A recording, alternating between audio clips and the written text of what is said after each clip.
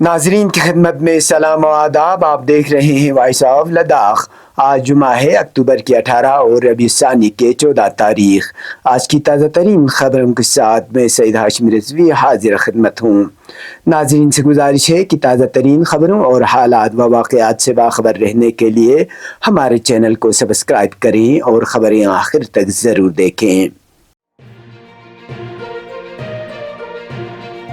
آپ دیکھ رہے ہیں آپ کا پسندیدہ news channel voice of Ladakh.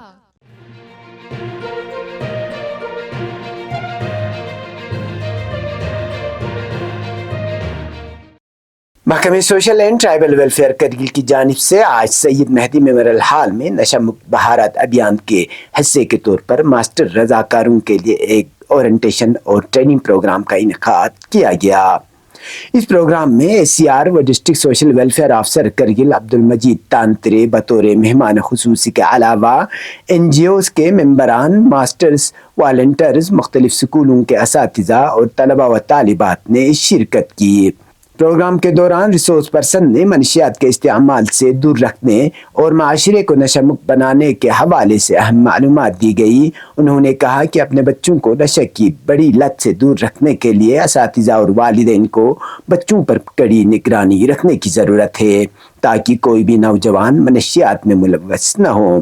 انہوں نے منشیات سے دور رکھنے کے لیے کھیل کود و دیگر سرگرمیوں میں زیادہ سے زیادہ حصہ لینے پر زور دیا. میرا نام رشا نصرت ہے اور ہم لوگ ministry of social justice and empowerment سے یہاں پر نشہ مکت بھارت کے انترگت آئے ہیں. نشہ مکت Bharat Abhiyan ministry of social justice کا ایک فلیگ شپ کیمپین ہے جو 15 اگست 2020 سے چل رہا ہے اور آپ کے ڈسٹرکٹ کرگل میں بھی اب سے پچھلے سال سے یہاں پر لانچ ہو گیا ہے. اس نشہ مکت بھارت ابھیان کے انترگت ہر ڈسٹرکٹ میں 50 ماسٹر والنٹیئرس کو سلیکٹ کیا جاتا ہے اور ان کو ٹرین کیا جاتا ہے. تو آج district social and tribal welfare department Kargil کی اور سے اور ministry of social justice and empowerment نے کولیبوریشن میں ماسٹر والنٹیئرس کی ٹریننگ کنڈکٹ کروائی ہے جس میں کہ آپ کے local N G Os, students اور ماسٹر والنٹیئرس نے پارٹیسپیٹ کیا گیا ہے اور ہماری ٹیم نے اس کو کنڈکٹ کرایا ہے.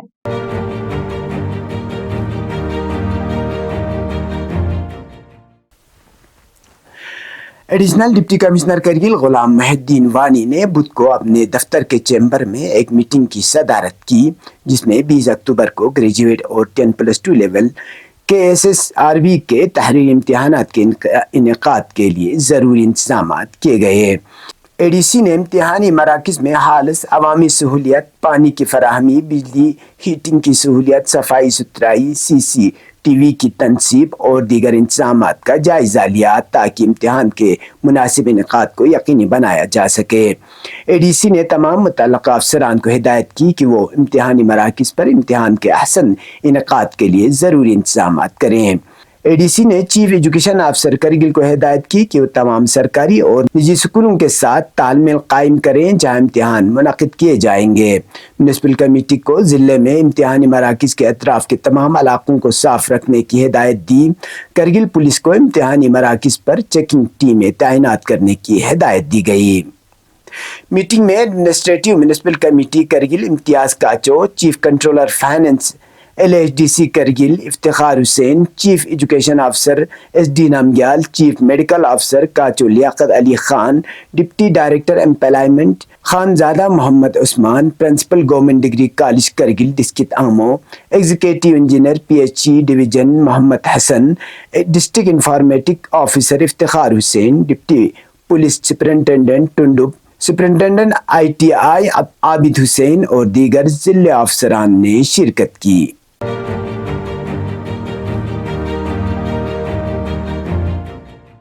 محکمہ انکم ٹیکس سری نگر نے کرگل میں ٹیکس سے متعلق بیداری پیدا کرنے اور مسائل کو حل کرنے کے لیے کانفرنس ہال برو میں آؤٹ ریچ پروگرام کا انعقاد کیا.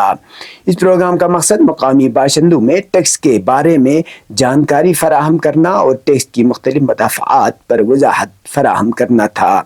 پروگرام میں principal commissioner of income tax Vikram Sahai, principal commissioner joint commissioner income tax S H Rahul Pada اور income tax officer Lokesh, joint director اطلاعات Ladakh Imtiaz Kacho, additional S P Mujib ur Rahman, ضلع افسران، مختلف سرکاری محکموں کے drawing and disbursing officers, hotel والے، ٹھیکیدار اور دیگر کاروباری اداروں سمیت 125 سے زائد لوگوں نے پروگرام میں شرکت کی۔ سیشن کے دوران شرکاء کو انکم ٹیکس ایکٹ کے اہم دفعات کے ساتھ ساتھ لداخ کے رہائشیوں کے لیے خصوصی طور پر ایکٹ کے تحت دستیاب چھوٹ اور کٹوتی کے دائرے کار اور فوائد کے بارے میں آگاہ کیا گیا۔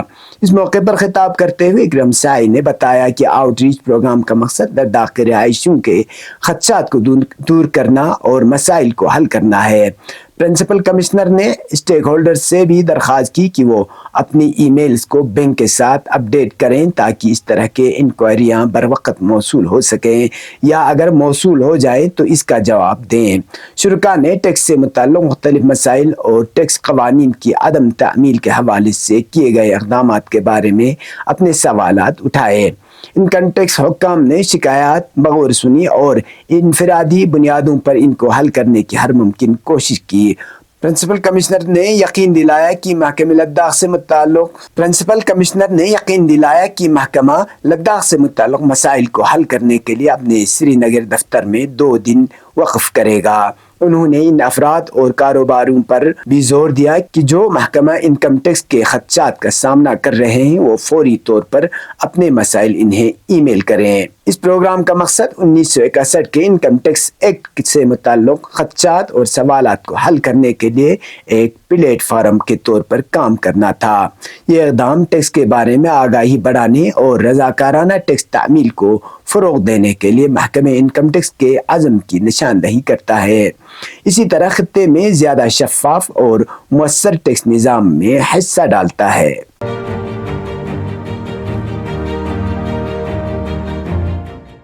اب پیش ہے قومی اور بین الاقوامی خبریں۔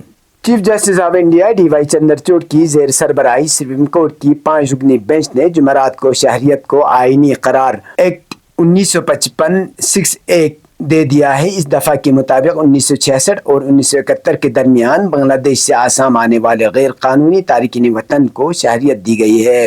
سپریم کورٹ نے 4-1 کی اکثریت سے فیصلہ سنایا، جس میں چیف جسٹس چندرچوڑ کے ساتھ جسٹس سوریا کانت، M سندریش اور منوج مشرا شامل ہیں، جبکہ جسٹس JB پاڈریوالا نے اختلافی رائے دی۔ یہ دفعہ آسام معاہدے کے بعد 1985 میں متعارف کرائی گئی تھی، جو کہ راجیو گاندھی کی حکومت اور آسام تحریک کے رہنماؤں کے درمیان آسام کی ثقافت، وراثت، لسانی اور سماجی شناخت کو محفوظ رکھنے کے لیے طے پایا تھا۔ دفعہ کے تحت آسام میں 25 مارچ 1971 6(a) سے پہلے آنے والے غیر قانونی تارکین وطن کو شہریت کے لیے رجسٹریشن کا عمل مکمل کرنے کی اجازت ہے۔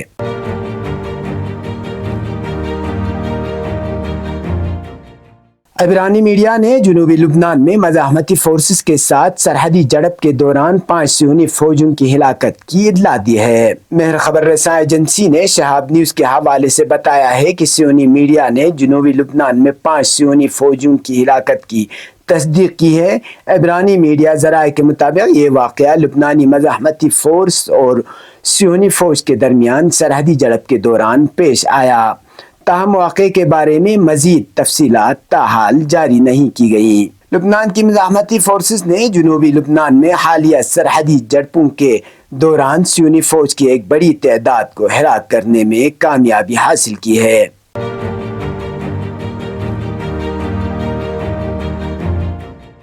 عراق کے اسلامی مزاحمتی گروپ کا کہنا ہے کہ اس نے جمعرات کو مقبوضہ فلسطینی اراضی میں صہیونی دشمن کے اہم اہداف پر حملہ کیا۔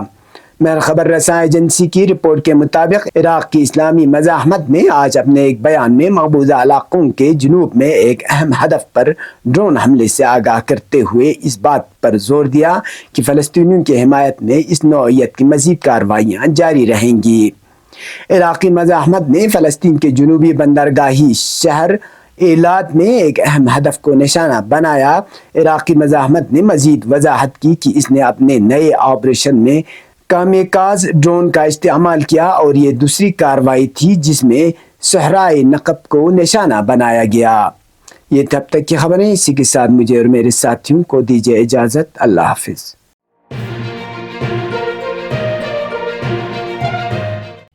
مقامی، قومی اور بین الاقوامی خبروں سے باخبر رہنے کے لیے چینل کو لائک، شیئر اور سبسکرائب کریں ساتھ ہی بیل آئیکن دبانا نہ بھولیں۔